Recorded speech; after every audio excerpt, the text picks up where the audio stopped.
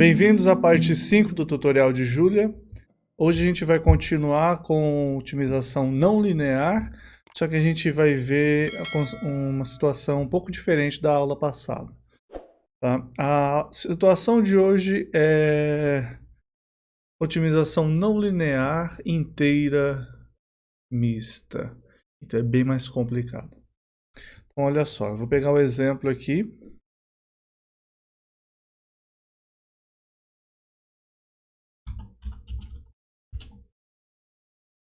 Tá? O nosso exemplo de hoje é o seguinte. Tudo do exemplo 1b. E o exemplo 1b foi o que eu passei na aula 2. Então dá uma olhada lá se você não conhece. Ela já está online. E eu vou dar uma revisada muito breve nesse exemplo, que é necessário. Então o exemplo era o seguinte. Você tinha Alice e Bob, que eram duas pessoas que desistiram do curso e foram fazer arte na praia. E eles tinham várias informações de venda da arte deles. A arte deles era brincos, colares, pulseiras, e eles usavam de material miçangas e fio. Então a gente tinha quanto que cada brinco, colar e pulseira gasta, quanto tempo, miçanga e fio, o custo da miçanga e do metro de fio, e a gente falou de uma análise sobre o preço, e que a gente falava que eles vendiam a R$12, 30 e 18. Uma coisa que a gente fez logo em seguida, no exemplo 1b, que não está nem nominalmente escrito, mas é esse aqui. Uma coisa que a gente colocou, eu acho que inclusive eu vou aproveitar esse momento e vou colocar aqui exemplo 1b. Você no futuro buscar. Então aqui a gente tinha exemplo 1b e a única coisa que eu coloquei a mais foi inteiro, que a quantidade de coisa vendida e a quantidade de coisa comprada era inteira, que é o que faz sentido na prática.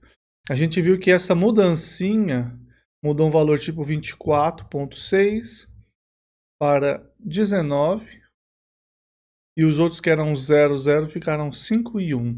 Então faz muita diferença. Uma coisa que aconteceu logo em seguida com a venda de miçangas foi que eles perceberam que eles não tinham aquela demanda toda. Então eles perceberam, olha, eu vendo 3, 4 e 12 produtos, eu tenho demanda para isso, e se eu der desconto, eu vendo o resto. Então essa é uma maneira de trabalhar com demanda, com produto acima da demanda, né? Uma outra possibilidade, então, é você ajustar o preço para que ele tenha demanda de acordo com o preço. E aí você passa a vender a quantidade exata de produtos que tiver na demanda, você não vende a mais, e só que o preço é diferente. Então uma coisa natural de você pensar é, olha, eu estou vendendo a R$15, eu vendo 12 produtos. Se eu baixar o preço, eu vendo mais, certo? Se o preço for muito caro, foi muito mais caro, eu vendo menos. Então você tem uma demanda de acordo com o produto, com o preço do produto. Então é o que a gente vai fazer agora nesse exemplo. Então o exemplo 5 é tudo aquilo que a gente tinha no exemplo 1b, mais... Aqui eu repeti o exemplo 1b, inclusive, tá? Então tudo aqui é repetido. E, além disso, a demanda depende linearmente do valor do item. Isto é, a demanda de um produto é alfa P mais beta P VP. Então depende linearmente aqui, tá? Isso aqui a gente assume que tem um limite para que a demanda seja positiva, claro. Tem que fazer sentido. E que o VP também não seja negativo. Então a gente já tinha isso fixo antes, agora a gente vai ter variável. E aqui uma diferença principal é a quantidade que eu vendo vai ser limitada pela demanda que depende do valor do produto. Só que quanto eu ganho é quanto eu vendo vezes o valor do produto. Então eu tenho duas variáveis multiplicando. Isso quer dizer que o meu problema não é mais linear. Então aqui eu vou ter um problema quadrático, tá? A gente vai dar uma olhada nisso. Então aqui eu percebi que eu não acabei de descrever. Então eu vou descrever aqui rapidinho, fazer um corte para isso. Ok, acabei de descrever. Então aqui eu tenho os valores de alfa 11, 6.25, 28.5 e beta menos 0,7, menos 0,075 e menos 0,91, respectivamente para brinco, colar e pulseira. Então aqui é o seguinte, quanto mais eu aumento o valor, menos eu tenho demanda. Então a demanda cai com o aumento do valor. Beleza? Que é esperado. Então, beleza. Esses números, de novo, vieram do além, de alguma análise que eu fiz, ou eu chutei tudo. E aí a descrição do meu modelo é essa daqui. Eu tenho o mesmo diante, os produtos e os materiais. Custos são quase os mesmos diante, só que, de novo, eu percebi que eu não atualizei isso daqui. Aqui eu acabei de atualizar um modelo, eu tenho os mesmos conjuntos diante. Meus parâmetros, eles têm de diferente apenas alfa e beta, para que a demanda seja essa daqui. Além das variáveis de antes, eu tenho a variável valor de venda. E aqui eu tenho uma demanda, que vai ser uma expressão que eu vou usar. Aqui dentro, eu tenho o somatório de VP/XP, que é a mesma coisa de antes. Limite de tempo, limite de uso de material. E eu vou ter, além disso, que a minha quantidade de produto vendido é limitado pela demanda.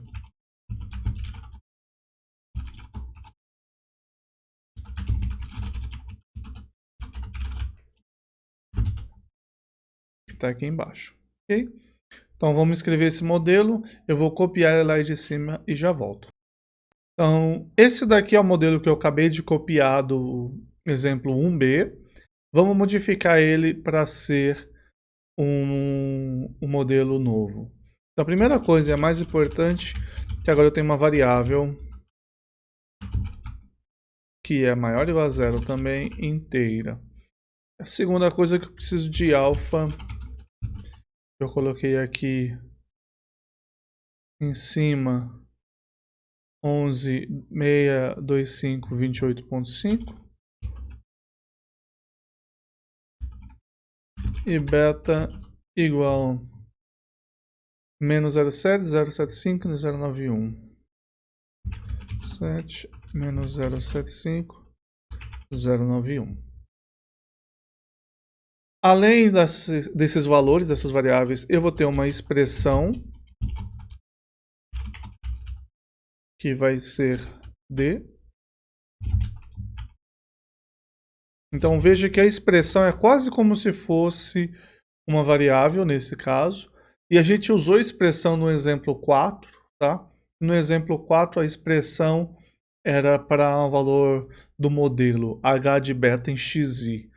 Então aqui é como se fosse uma variável, mas no fundo não é uma coisa diferente. A graça é justamente essa. A gente fica bem intuitivo de ler, apesar de não ser o que você acha. Então essa é a expressão. Note que diferente do exemplo 2, eu acho, 2 ou 3, eu não vou colocar o menor ou igual a D aqui em cima, porque isso aqui é uma expressão, não é mais um valor fixo. Segunda coisa, eu vou acrescentar... faltou uma coisa nesse modelo.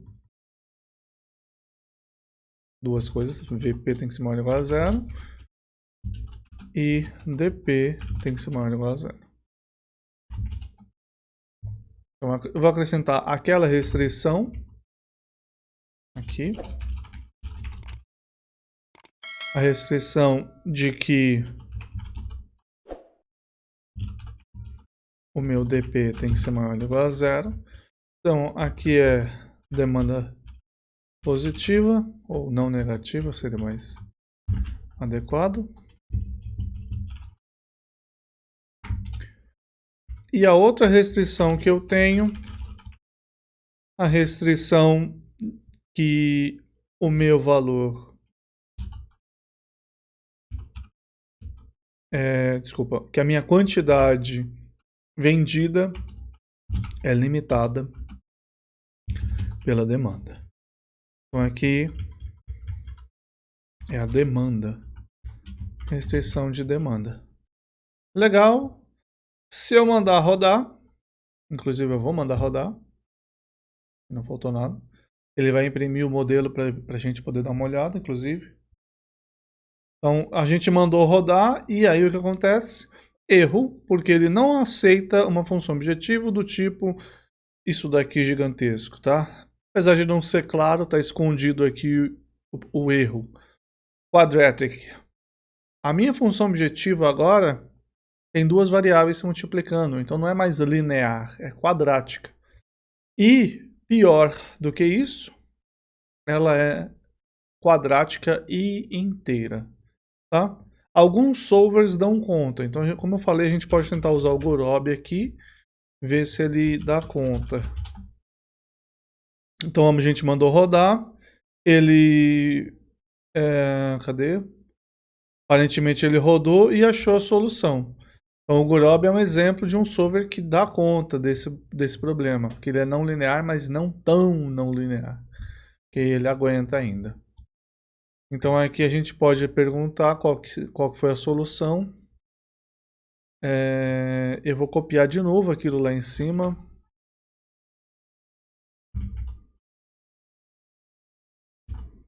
Então acabei de copiar lá em cima e eu vou falar imprima não, venda a preço tal. Ele fala, olha, aqui está, inclusive eu poderia colocar o valor da demanda. Aqui eu vou criar uma função para essa impressão, tá?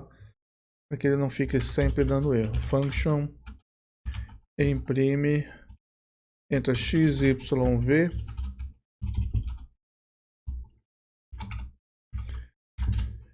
E a demanda é alfa mais beta vezes v. Imprime x, y, v.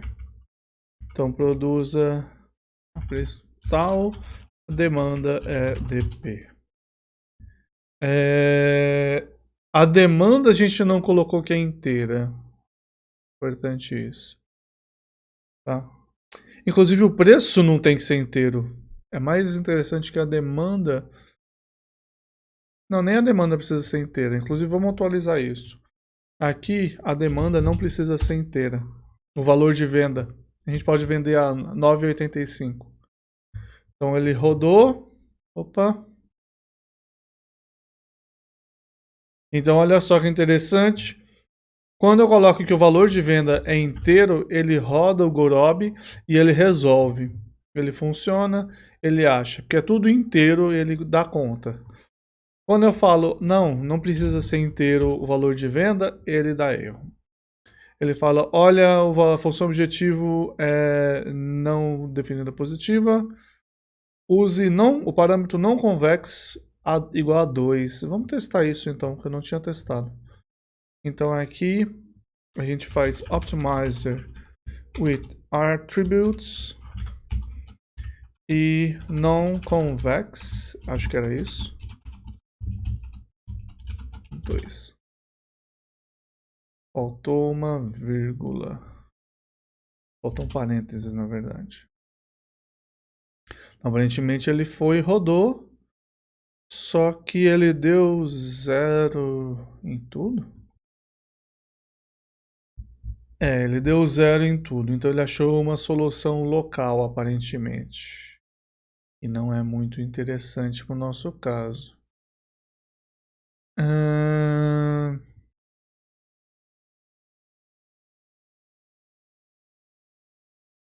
É uma pena. Então vamos testar o nosso próximo solver. Nosso objetivo, então, a gente já estava planejando fazer isso, era usar o Juniper. E o Juniper é um solver que faz uma mistura entre dois solvers. A maneira que ele trabalha envolve, se eu não me engano, faz tempo que eu ouvi falar dele, ele faz uma relaxação para trabalhar com problema não linear, só que contínuo, e aí ele usa um otimizador contínuo, e aí depois ele faz alguma outra coisa para olhar para o problema inteiro. Eu não lembro o que, na verdade eu não sei nem se eu vi o que. E a maneira de usar ele é um pouquinho diferente, então eu estou copiando da minha cola. Você define o optimizer, qual que é o solver interno que ele está usando. Então no nosso caso é o IP optimizer. E eu vou colocar um atributo que o print level dele é 0. E o meu modelo nesse caso é um otimizador com atributo, é o optimizer, e o atributo é nlsolver, nlsolver. Ok? Mandei ele rodar. Aí.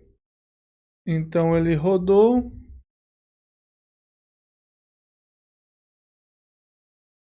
Ele falou, olha, não tem... esse aqui é mais um info, então não é um erro. Falou, não tenho restrições ou função objetivo explicitamente não lineares. Eu não sei se isso é um problema para ele. A gente já descobre. Aqui tem mais informação. Ele roda o IPOpt internamente. Ele fala sobre a relaxação que ele fez. E aí ele começa a dar resultados que tem a ver com o que eu imagino que seja um tipo de branching bound, alguma coisa assim. Tem bound aqui, pode ser. E chega no final, ele dá o resultado e a gente olha para cá. Então, olha, ele fala, produza 5 brincos a 8,57, 3 colares a 43,33 e 13, na verdade, pulseiras a 17,03. E as demandas aqui, elas deveriam ser inteiras. E acontece que na hora de resolver ele faz inteira, porque o nosso x é inteiro e ele é limitado por esse valor.